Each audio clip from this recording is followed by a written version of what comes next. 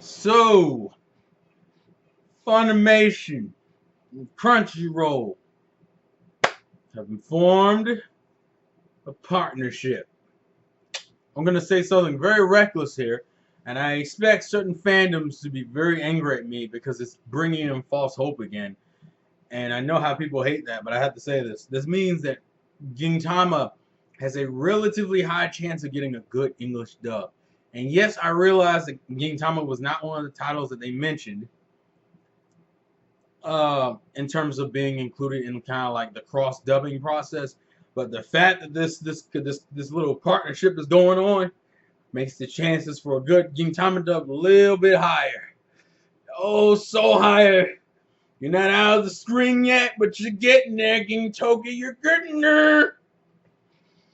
Anyways, so for those who don't know, Gintama and Funimation have kind of made this official partnership and shared it with the world, but the partnership isn't as cut and dry as some of you might think. The partnership is pretty much that they're sharing certain titles, and obviously that catalog will grow as time goes on and how long this partnership lasts. But essentially, that means you get more Funimation exclusive shows, for now at least, sub only on Crunchyroll, like something like Cowboy Bebop, I think, was added, and even the Man Hollow was added on there. And Funimation is doing broadcast dubs of I think it's like Mob Psycho and a few other shows. Is it Mod 100? I forget the name of that show. The show that's done by the same creator of One Punch Man. So we're getting more broadcast dubs and we're getting more sub series into our catalog. Now let's be real here. No one's gonna watch Cowboy Bebop sub, but now you have the option to, and that's the whole point. You're getting more anime out to more people who use either one or both of these services. On top of the fact that Funimation is lowering their price in terms of getting Funimation Now, which would give you access to all these broadcast dubs, makes it even better. The interesting thing, though, is what does this mean for the rest of the industry, and what does this mean for both of these companies? Well, the fact that means we have more Crunchyroll shows that are going to Funimation gives Funimation a better shot at their catalog, because let's be real here, usually what happens is that a new season would come out, Crunchyroll would simulcast the majority of it, Funimation would have to kind of like hope to grab a few shows out of the Crunchyroll hell that is like everything else, and Sentai would end up getting the home broadcast rights for like most of those shows. The fact that Funimation has now is probably going to end up getting a bigger part of that pie makes things very interesting. Now, a lot of people are bringing up the fact that because of that, does that mean that Funimation? I mean, does that mean Sentai is going to get less shows?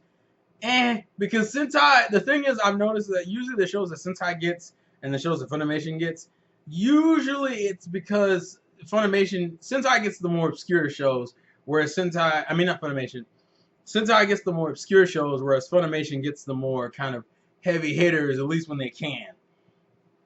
There are a few exceptions, but like, let's think about it. When you look at the heavy hitters, it's usually going to Viz or Funimation because they got the money to go get those shows. It also does bring up the question how Aniplex releases are going to work now, because as you know, Aniplex has been on this whole little kick lately, where it's like, we're going to start expiring rights for certain shows that you guys have, because Aniplex are just going to distribute those in the States. But usually Aniplex shows still show up on Crunchyroll, dub and sub, like Durod does. There are a few other shows, but Durod's like the latest one that comes to mind. And Aniplex doesn't have a problem having them stream on Crunchyroll, dub and sub. So my question is, does that mean if Funimation wanted the rights to dub, or does that just mean Aniplex shows are still off limits, but they will still show up on Crunchyroll? Sentai, I'm curious. I'm thinking they're not going to get as many shows. They probably will still get like the vast majority, because Sentai has no qualms about releasing almost anything. And Viz just kind of hides in the shadow and grabs shit, I've noticed. Like Viz, and it's weird because Viz has been kind of reckless lately, where, you know, it'll grab One Punch Man and it'll grab Hunter x Hunter. By the way, I think the pre-orders are out for the first Hunter x Hunter box set. They'll grab One Punch Man, they'll grab Hunter x Hunter, they grab Blood Lad, you know, they grab some of these really, either some of these well-known or obscure series, and you're kind of sitting there going, okay, Viz, you're just gonna be doing shit on the slick. You know, Sailor Moon, it was the same thing. You were just kind of like, okay, you getting, I see what you're doing, Viz, and that my question is like, how's that gonna work? The partnership works out great for anyone who's either doing Crunchyroll or or Funimation Now. Although my biggest issue is that I'm hoping that some of the Funimation dub titles kind of bleed over in the Crunchyroll, but I don't think that'll happen, primarily because that's the reason why you get Funimation service, is for all the dubs. If you put out if you put out like a good chunk of dubs on Crunchyroll's subscription service, you don't add to Funimation's. And I think that, so I don't think we're gonna start seeing dubs. I think we'll just start seeing sub versions of Funimation shows. And the problem is that because Funimation does consistently good shit, it's kind of hard to be like, yeah, I really want to go back and watch the sub version of Samurai Champloo. You don't want to fucking do that. Or I'm trying to think of a show that Funimation has the rights for that no one really wants the dub.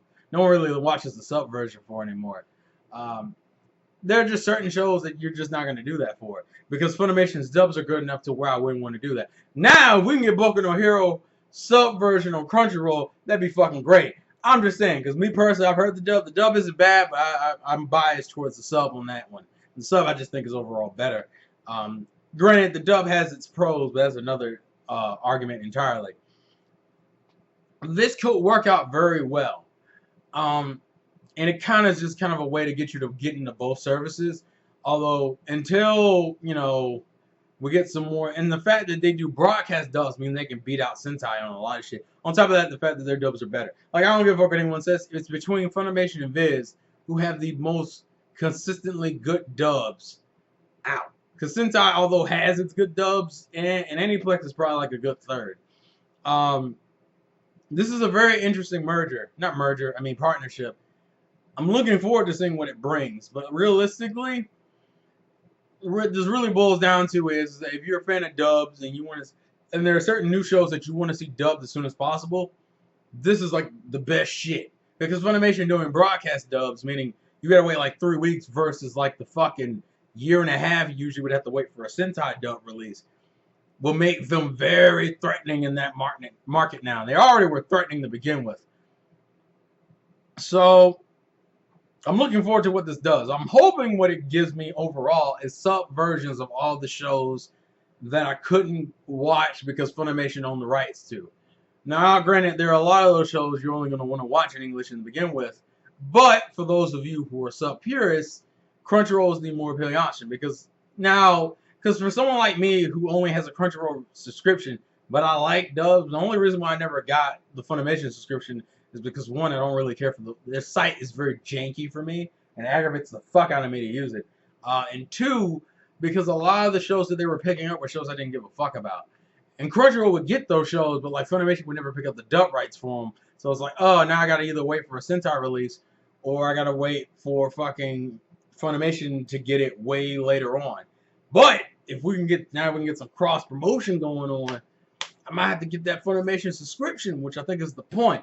But they gotta start dubbing some shows I give a fuck about. And the ones they picked so far, I don't really care. Now I probably would do it for Gintama. Probably Gintama. There's nothing really out right now. JoJo is automatically like Viz/Warner Brothers. I think it's just Warner Brothers, but Viz is the one that distributes it. There's not really too much to say on that front, but if Funimation starts grabbing some titles within like the next few seasons and do those broadcast dubs, that will be the defining factor. Like right now, this is cool and interesting and exciting, but it really won't come into play until we hit the next season, which is coming up in a few more weeks. When we hit that next season and we see what shows Crunchyroll gets and what of those shows Funimation decides to broadcast dub, that's going to be a defining factor. Now, granted, the Gray Man Hollow is a good thing because I think that's like one of the main standouts from this season. Now, if we could get broadcast dub with JoJo, that'd be legit as fuck. But, we can't do that because Warner Brothers owns the rights to JoJo. But, But yeah, please leave your thoughts and comments in the comment section below. This has been your boy, the Schizomanic. Life's a game, play to win, and I will catch you all later. Ooh, this is going to be good. This is going to be an interesting year, man.